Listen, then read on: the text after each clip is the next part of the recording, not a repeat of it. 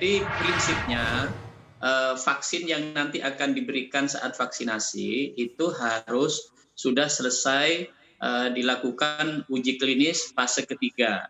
Kalau sudah selesai uji klinis fase ketiga, berarti vaksin tersebut sudah dinyatakan aman dan efektif untuk mencegah penularan COVID.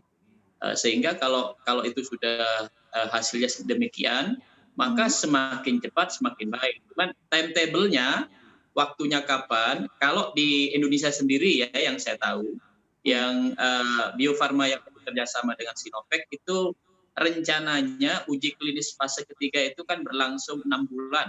Nah, direncanakan itu dari bulan Agustus. Jadi memang kira-kira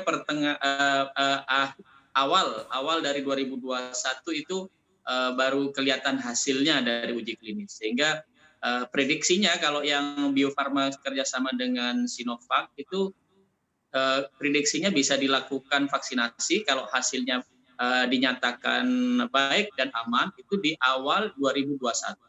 Tapi barangkali karena tadi disampaikan ada 9 pihak yang sedang mengembangkan vaksin, kalau ada vaksin-vaksin lain yang lebih cepat uji klinisnya dinyatakan selesai dan hasilnya baik, saya kira semakin cepat semakin baik karena vaksin ini salah satu harapan. Tapi terus terang pada prinsipnya vaksin yang siap diberikan dalam rangka vaksinasi itu harus sudah betul-betul selesai uji klinis fase ketiga dan terbukti baik, berkhasiat, ya, dan terbukti aman.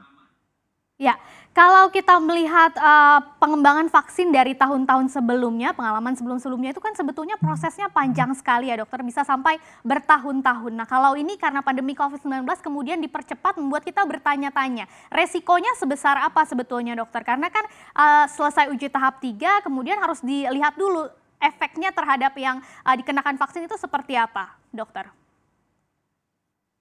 Ya, jadi begini, memang kemarin-kemarin vaksin itu membutuhkan bisa 10 tahun ya, bisa 15 tahun. Tapi karena kasus pandemi ini kan ada kemudahan-kemudahan, ada namanya fast track ya, fase cepat yang memangkas birokrasi.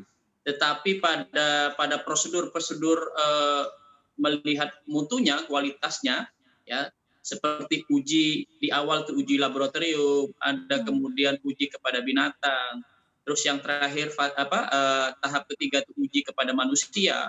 Yang uji ke manusia itu juga dibagi lagi menjadi tingkatan 3 tahap, itu harus tetap dilakukan karena itu untuk menjamin kualitas dan keamanan. Kalau itu dilakukan ya dengan memangkas birokrasi administratif yang lain mungkin tidak masalah, apalagi teknologi pembuatan vaksin sekarang sudah berkembang sedemikian rupa, canggih. Jadi percepatan dengan tidak mengurangi kualitas, dengan tidak mengurangi keamanan, itu terus kita dorong memang.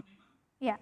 Artinya ditegaskan lagi dokter untuk menjadi pengetahuan kita bahwa memang prosesnya ini yang diperpendek hanya birokrasinya saja ya dokter, bukan proses-proses yang memang harus dilakukan untuk mengetahui keamanan dari vaksin ini.